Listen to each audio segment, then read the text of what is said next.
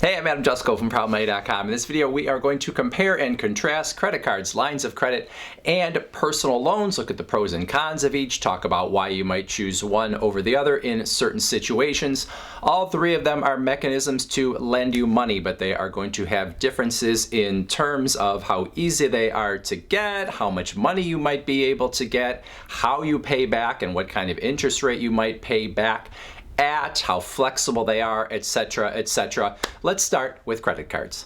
Of the three loan products we are talking about, credit cards are probably the product that you have the best understanding of because they are so prevalent. A credit card is an account and a physical card that allows you to go out and make purchases with the agreement that you will pay the bank back later for those purchases that you made with the card. Now, technically, the way credit cards work is that the merchants that you go to and use the cards have agreed that they will allow you to buy on credit, and the banks will pay them back, and then the banks will turn around and ask you for the money for those purchases you made. So it's really sort of a three-pronged system when you think of it that way. So whether it is a clothing store or a restaurant or a gas station or whoever, they are actually sort of fronting the money for the purchase you're making, knowing that the bank that issued the credit card is going to pay them back and that the bank will worry about getting that money from you at the end. When you apply for a credit card, the credit card issuer is going to look at your credit history if you have any, and they are going to determine, first of all, if you are approved for their card or not, but secondarily, how much of a credit limit you are going to get. How much are they going to say that you can make purchases up to until they will no longer okay those purchases. So for some credit cards, you may have credit limits as low as $500. For other credit cards, you might have credit limits as high as $30,000. It really just depends on what your credit history looks like. When we look at the pros and cons, there are many pros to credit cards as long as you can be disciplined. Most of them are going to have no annual fee. There are annual fee cards, but oftentimes those are going to give you greater rewards, and that's sort of a choice you make. But most cards are going to have no annual fee. Most credit cards are going to be unsecured, meaning that you get the card and you get to use it without putting down any collateral. The bank is trusting you to pay it back. The vast majority of credit cards have what they call a grace period, meaning that you are going to have a certain period of time in which you can pay back the purchase that you made without accruing any interest. So you're essentially allowed to make a purchase and kind of float that purchase for a while, pay it back, and you won't have to pay any interest. Oftentimes, credit cards are going to offer rewards on the purchases, rebates on the purchases that you make with the card. Now for the cons of credit cards, first off, and this might be a pro and a con depending on how you look at it, is the fact that most credit card issuers for most credit cards are going to allow you to pay some or all of your balance each billing cycle, meaning that you can choose to pay part of what you have charged to the card and have interest charged to the other part. So you might make $1,000 worth of purchases, but the minimum payment on that card might only be $50 or so to satisfy the credit card issuer. They'll allow you to keep that other part just sitting in your account. They'll charge you interest on that. They'll carry it over to the next billing cycle, in which case you might make even more purchases, and they will allow you to pay for some or all of those and charge you interest on whatever is left over while you just make minimum payments, which means you could pay a lot of interest and you could have a debt that grows and grows if you are not disciplined with your credit cards. And related to that is the fact that credit card interest rates are pretty terrible when compared to other loan products. So it is very easy, especially in today's market, that you could be paying over 20% interest on the things that you buy with a credit card if you allow those balances to accrue. And at some point, you're paying interest on interest because you're going to be charged that interest on an ongoing basis. And then the third con of credit cards is the fact, and this may not be as much of a con compared to what we just talked about, is the fact that they really are not a way for you to access cash. You can do cash advances with credit cards, and some banks are trying more and more to make that a little more appealing, but they are more expensive to do. Really, credit cards, the intent is that you will use the card to make purchases at merchants that accept credit cards, not as just a way for you to get cash that you can use any way you want.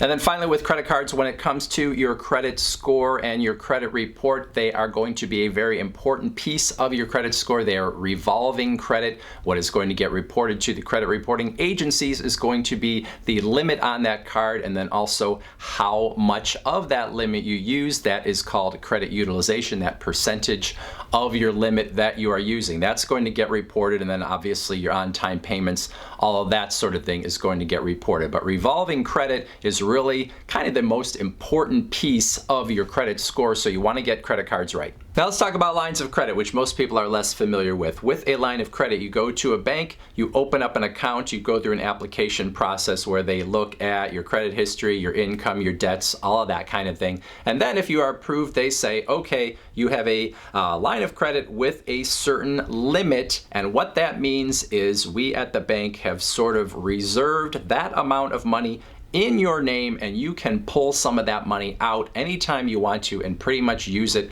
for anything that you want to. So the money's just kind of sitting there. Whenever you need it, you can say, yeah, put some of that in my bank account.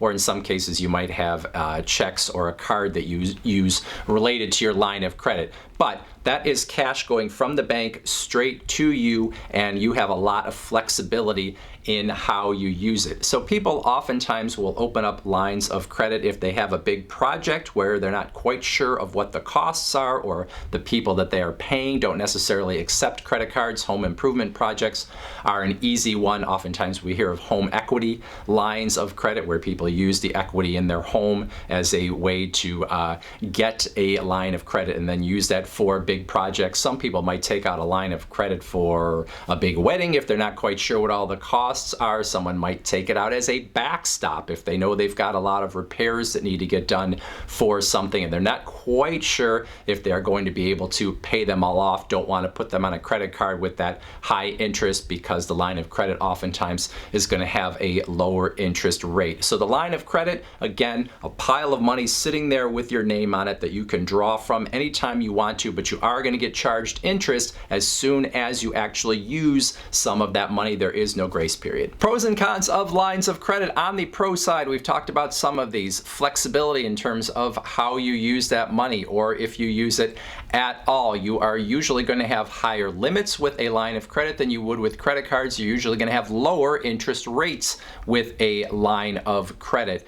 Most of the credit lines out there are going to be unsecured, so you don't necessarily have to put up any collateral in order to get them. However, if you do put up some collateral, like with a home equity line of credit, that could mean an even lower interest rate because you are putting up some collateral like the equity you have in your home if you fail to pay back the loan. So there are a lot of upsides to lines of credit. When it comes to the cons of lines of credit, number one, it's probably going to be more of an approval process. Could be a little more difficult to be approved for a line of credit than credit cards, which are pretty easy to get your hands on in most cases. You are going to have no grace period with your line of credit, like I said, so as soon as you actually draw on that money, you will pay some interest on it. You're not going to have any rewards from lines of credit, so you're not getting rebates back, you're not getting airline miles, that sort of thing. That's not really how those are structured. If you don't use your line of credit, it's still possible that you might have some sort of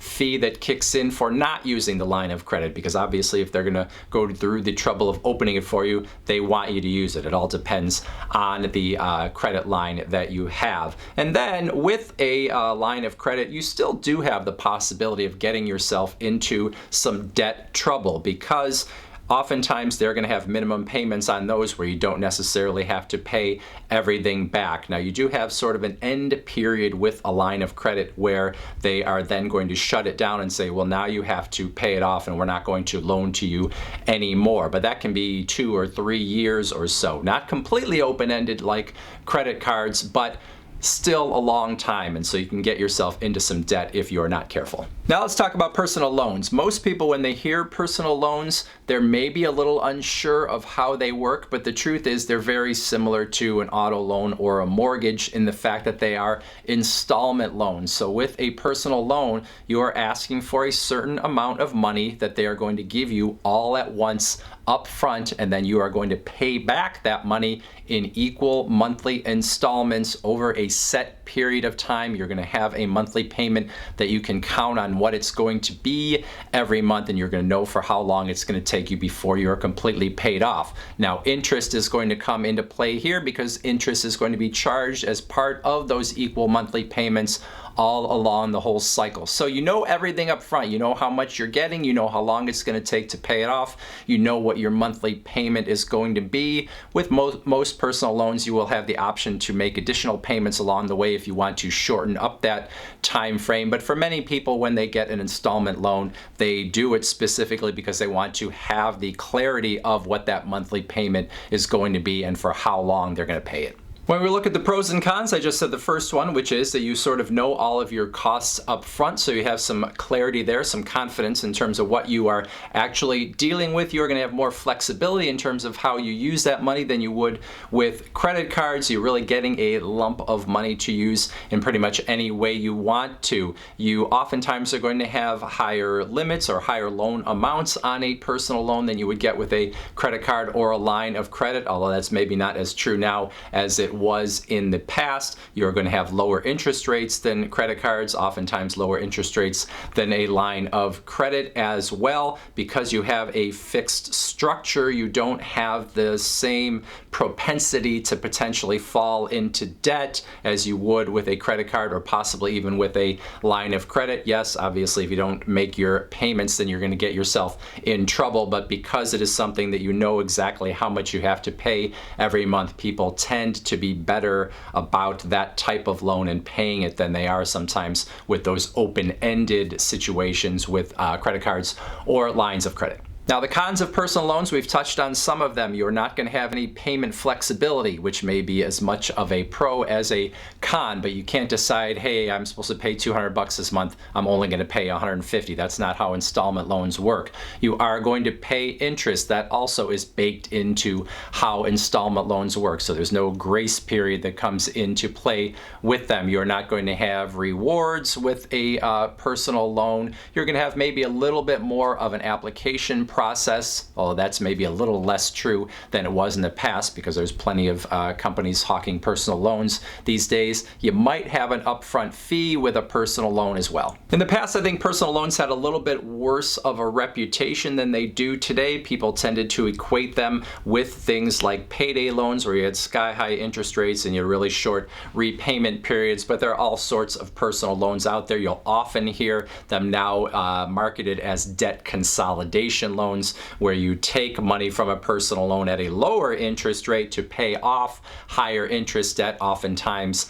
on credit cards. And then finally, with personal loans, when it comes to your credit report and your credit score, these are going to be treated differently than credit cards and lines of credit. Both credit cards and lines of credit revolving debt, and they are going to show up that way on your credit report, and how much of the credit lines or credit limits you are using is going to factor into the credit utilization that is part of the credit scoring model. Installment loans are handled a little differently within the credit scoring models, and to be honest with you, FICO and Vantage Score, they don't really tell you a lot of detail of exactly how they are used, but they are sort of separated. There's sort of a wall between them. So the money that you have in a personal loan is not the same in terms of credit utilization when it comes to your credit score. And in fact, some people try to sort of hide their debt at times by taking out debt consolidation loans and having the money that is on their credit card go into a personal loan, which lowers their credit utilization, which can help their credit score. And now they have an installment loan, but because it is treated differently in the credit scoring models, oftentimes that can actually help their credit score. The credit scoring models don't really like this practice, and they're trying to find ways to sort of penalize people that do it, but so far it seems like something that is still working. So some people do use that as a strategy. So all three of these products have their pros and cons. I do have to say that these days credit cards, not only are they the most popular, but they are trying more and more to incorporate the features of lines of credit and personal loans as options within your credit card account, especially if you're someone that pays off your cards on time and you happen to be someone that spends a good amount of money. They want to get you getting more and more from them for whatever you might need it for without having to go through another application process that might slow you down or make you think, that's not worth it. Well, if they can bring in the features of a personal loan for bigger ticket items, they'll do that. If they can bring in features of the line of credit that are going to help you in any way, if that's going to make them more money, they'll do that as well. So credit cards are everywhere, and the more flexible they can make those, the better off it's going to be for them and to you, at least to some extent. That is it for this video. Questions, comments, put them in that comment section below. Otherwise, I thank you for watching. And as always, please go to proudmoney.com, where we do credit card reviews. We talk personal finance, we talk deals, and all sorts of other fun stuff too. If you don't have any comments or you're not going to go to the website, you might want to watch next this video.